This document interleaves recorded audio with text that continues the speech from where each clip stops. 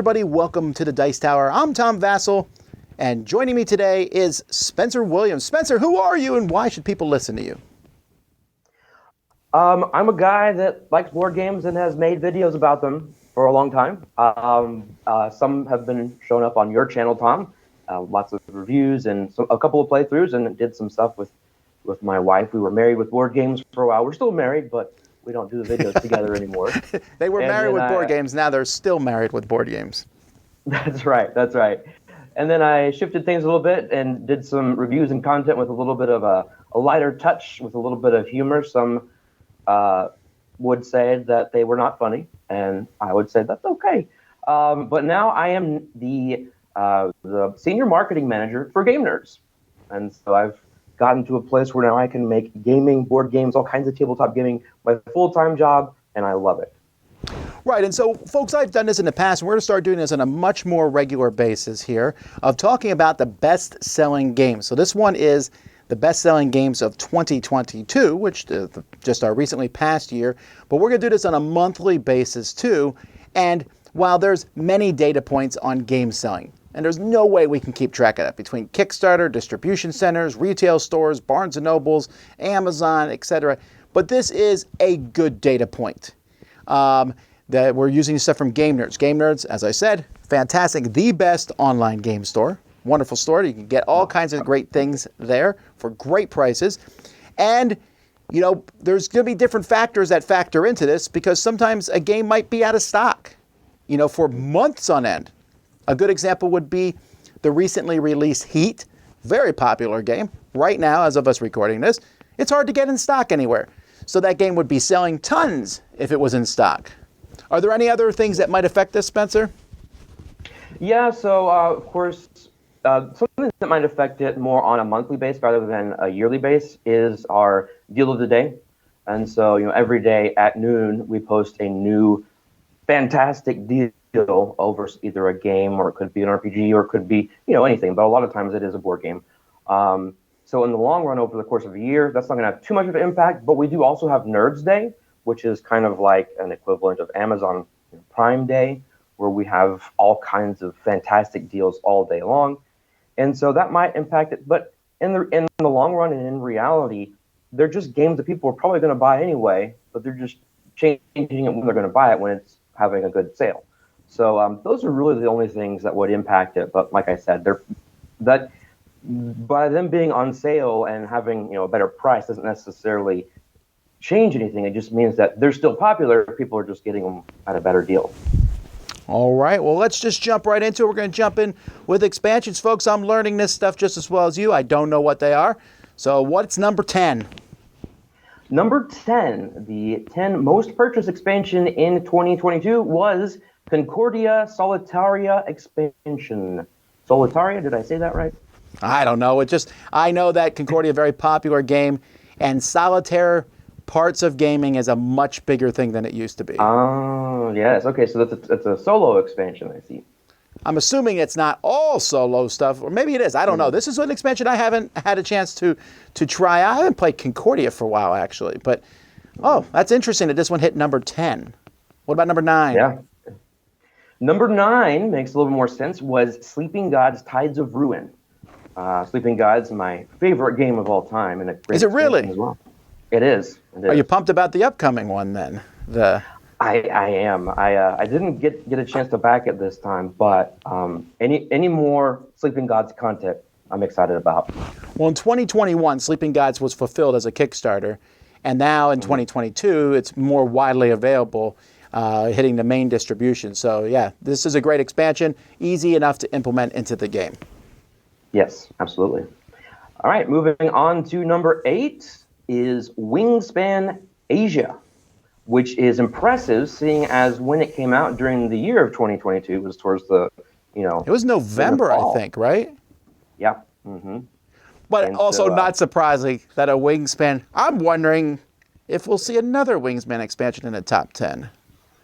I don't know. I'm going to make that call now that that's a possibility. Although, who knows, because... Oh, well, either way, this is actually a standalone game, too. For 2 players, but it's mostly going to be used, I think, as an expansion. Right. Well, for number 7, I'm going to go ahead and answer your question. It's Wingspan European. Back to Okay, back. this was the... Wait, was this the first or the second expansion? This was the second expansion, I think. I believe it was the second one, yes. Mm-hmm. All right. So, yeah, so wow, Wingspan. So that one was out all year. So Asia would have surpassed it had it been out longer, for sure. Correct. Yeah, and it would have been much higher up on the list for sure as well. But another popular game with a popular expansion. Number 6 was Ark Nova Zoo map pack. Okay, now that's crazy. Surprising. That's barely an expansion in a sense that it is literally just a few map boards for Ark Nova. I remember But it expands the game.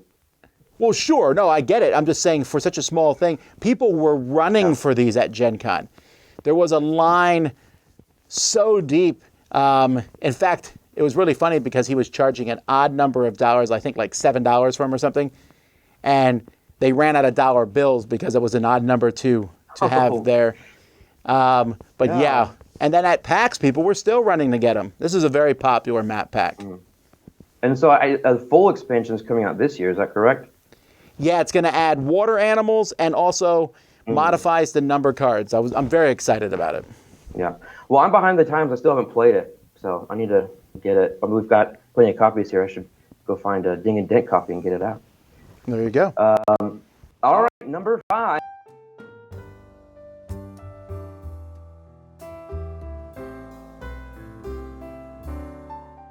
Number 4 is Dune Imperium Rise of IX.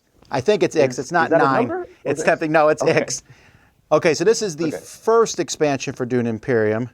I'm assuming the second. Well, the second one probably came out too late to get on the list.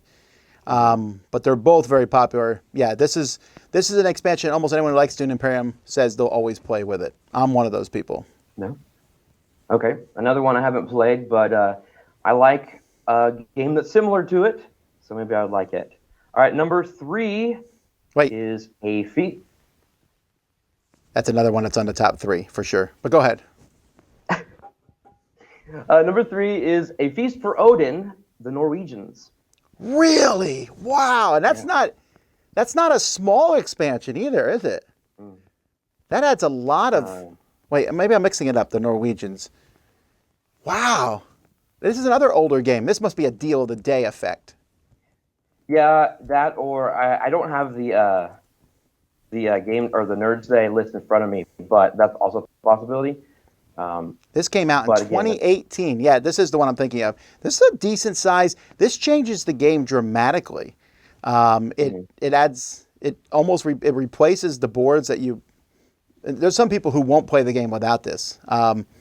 Wow. Okay.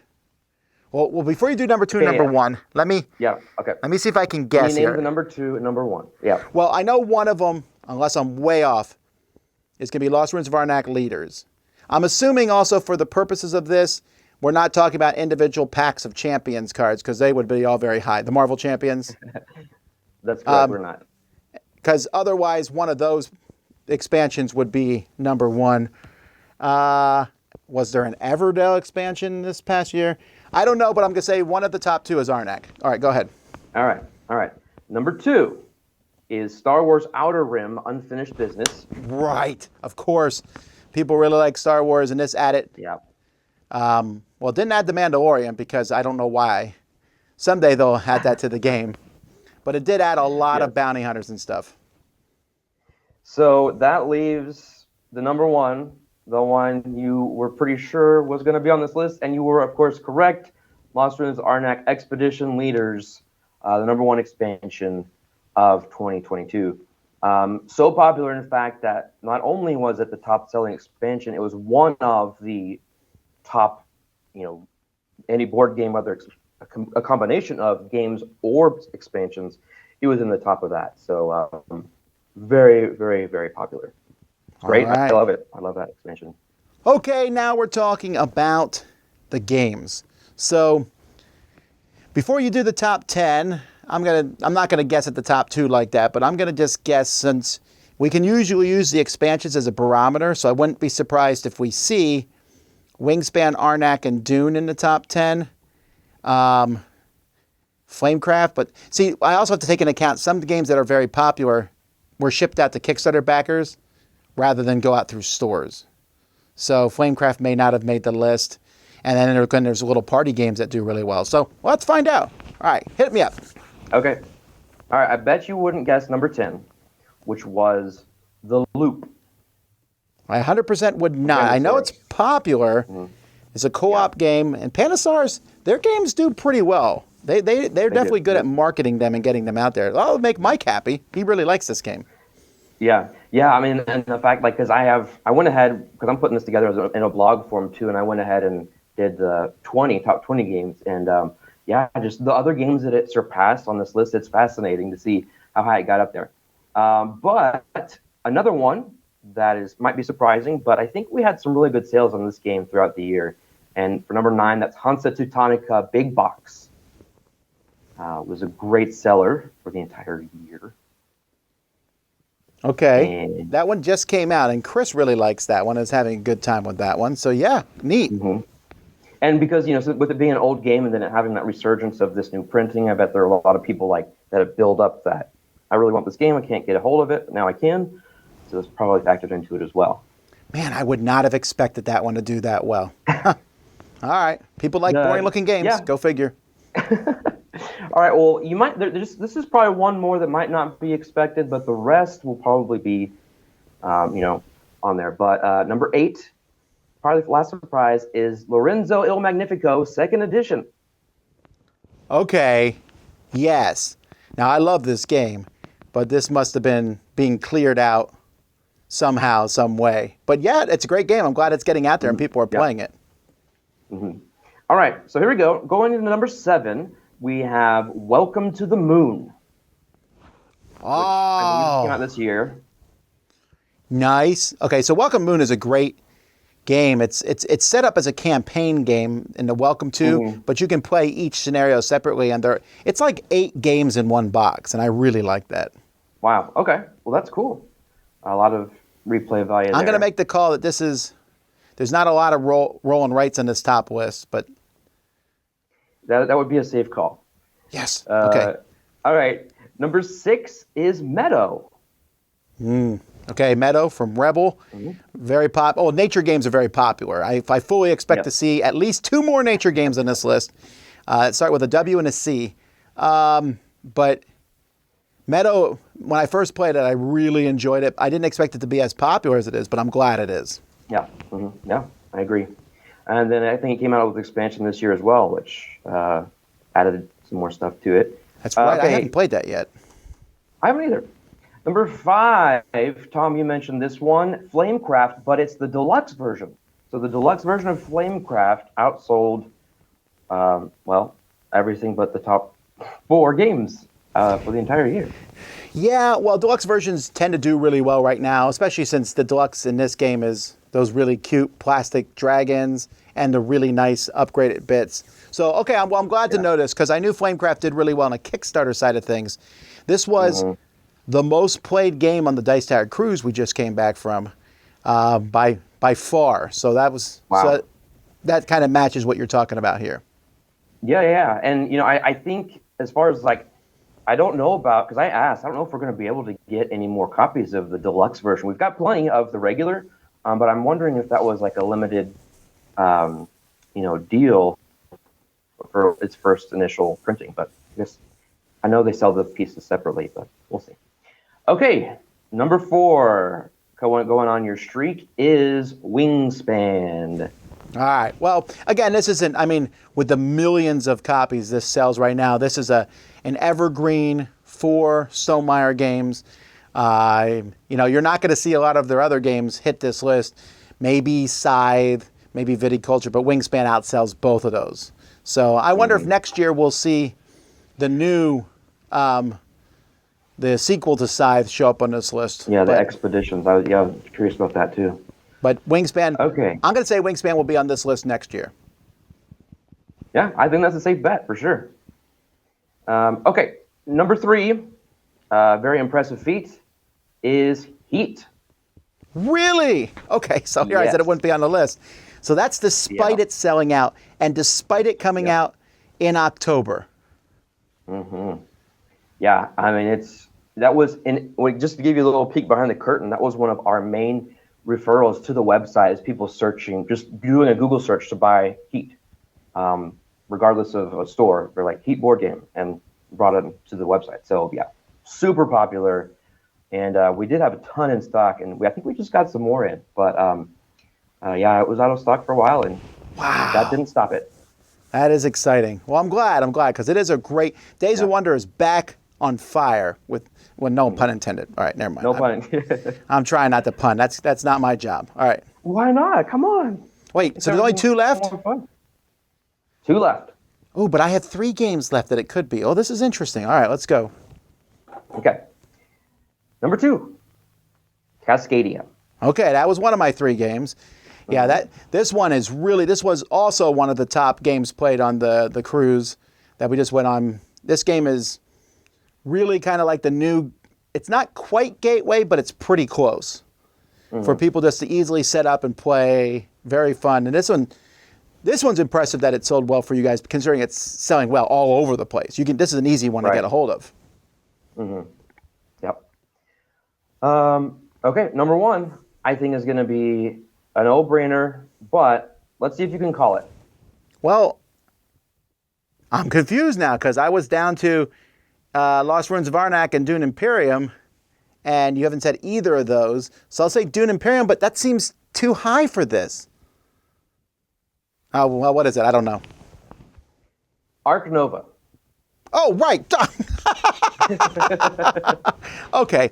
Yes. Wow. And that's not a cheap game.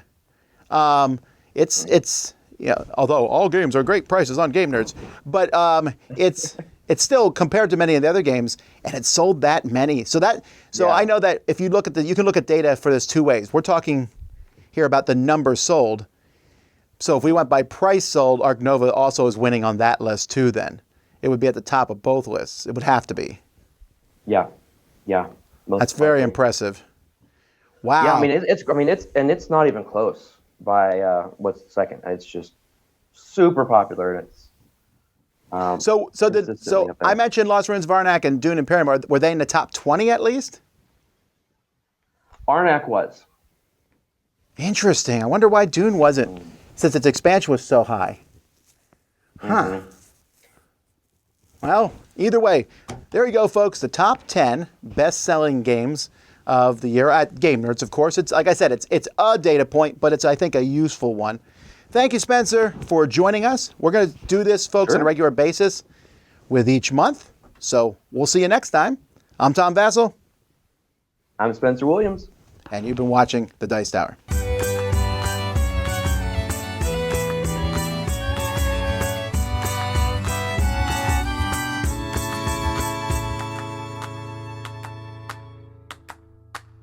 Ba-da-da-da-da-da-da. Ba-da-da-da-da. Ba-da-da-da.